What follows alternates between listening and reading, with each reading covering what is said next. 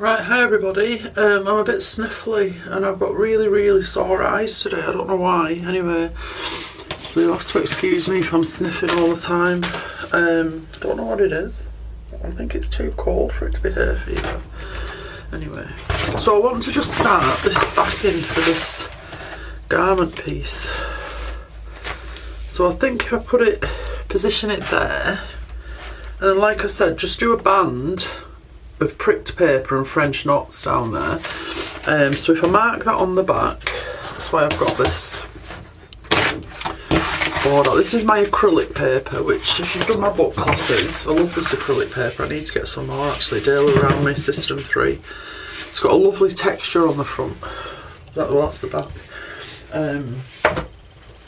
It's not the back, that's the front. It's got a really nice texture, almost like a linen-y texture, and it's not too thick. So if I I'm only going to work on the board for a minute just to mark this off, and then I'm going to put my green thing back up, my green matting stuff. Right, so I want it about there. So 1, 2, 3, 4 inches in, but I'll have to mark it. It'll flip, won't it, with it being on the other side. So 4 inches in. So 4 inches in from the right, although I guess I could have just turned it upside down.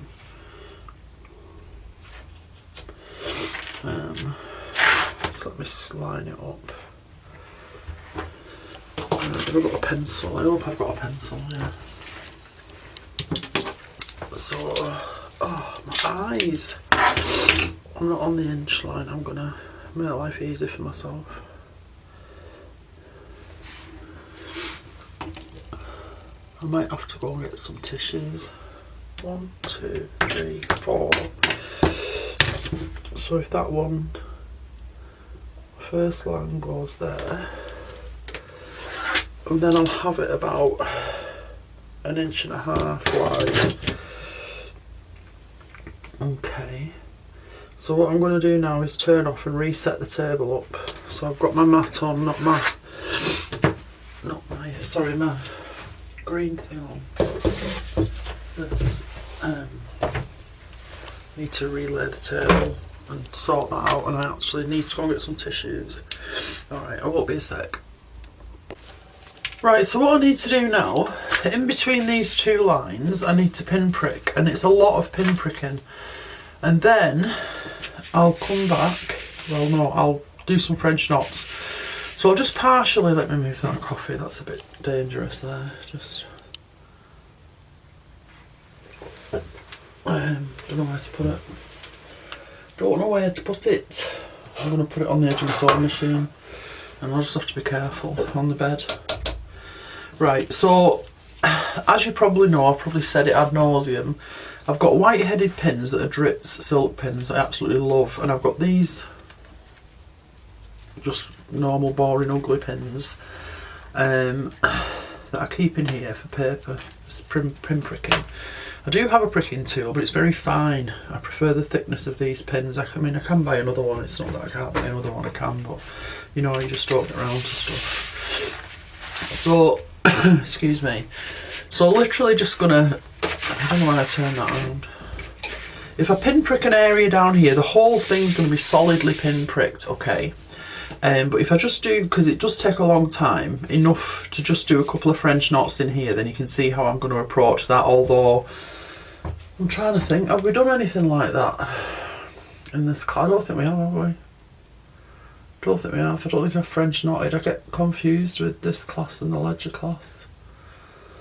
What I'll do is I'll pinprick the middle, because it's harder to French knot in the middle. The edge is easy because you can get your hand in, no bother. You've got to be really careful with paper, that's the main thing. So if I pinprick the middle and show you how I approach stitching into paper when it's a big piece like this. This is an A3 sheet.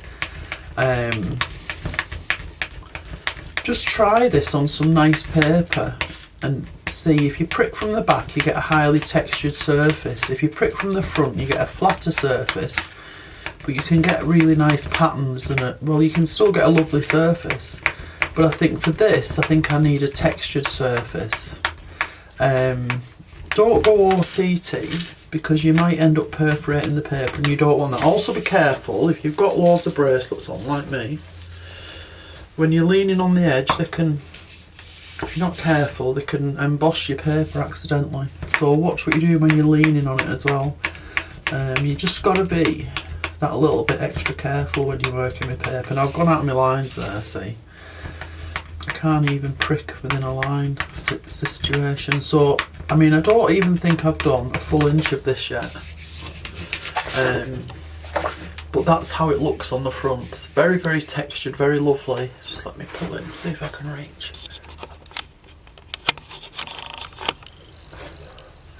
It's there. Hopefully you can see it. I don't know if I'll have all this done before you get your photographs, that's the only thing.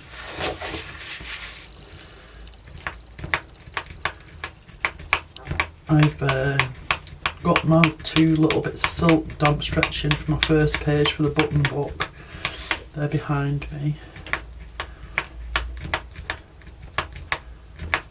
So, as you're doing this, keep turning over to check that it's evenly distributed, okay? And then you can always go back if you've got a space and do it a bit more in your space.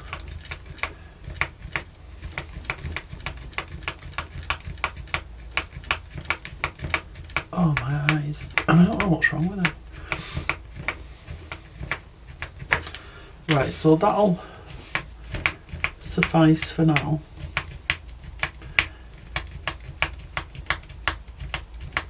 But if I just get,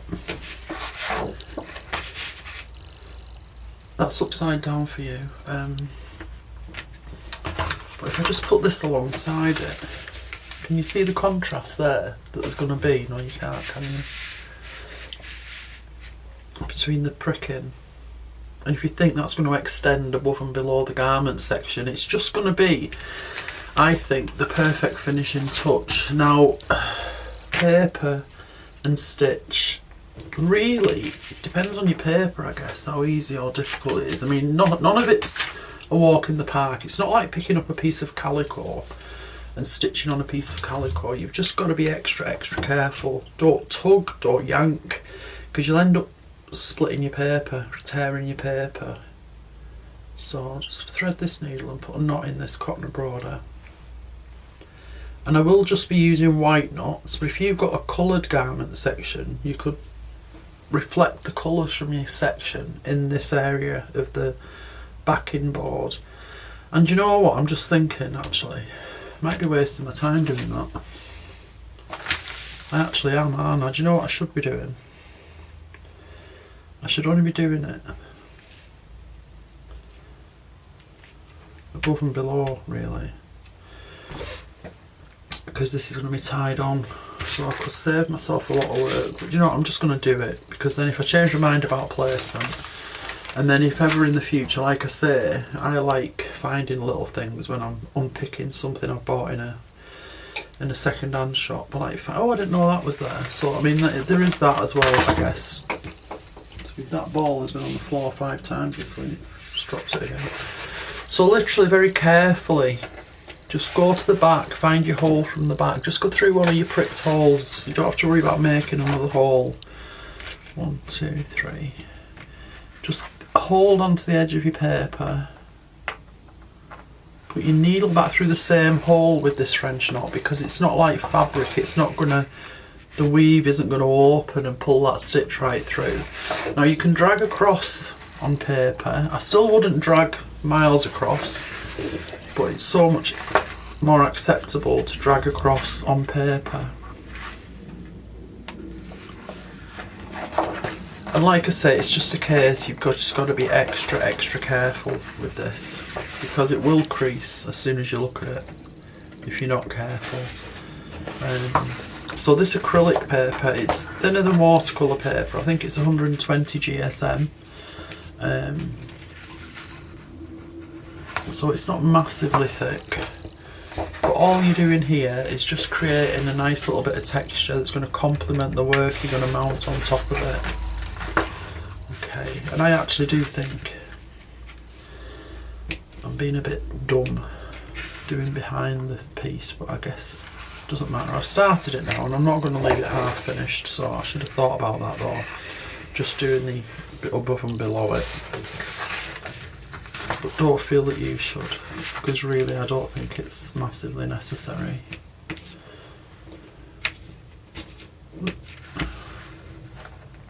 There. So I don't think I'll have this finished by the time I need to take the pictures for class. But I'll certainly have it finished for next time, and then just fasten it off with a Henrietta knot or two. And then if I get my piece and just say lay it like that, you can see the contrast, hopefully, there.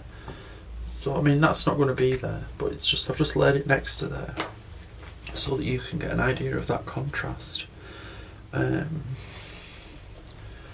Okay, so I've got a lot of pin pricking and French knotting to do. I don't think I need to do any more of this with you because you know how it's done. I've explained to you how I've measured, talked you through the pin pricking. But I do think it'll live a lot happier on here than on something plain. Okay.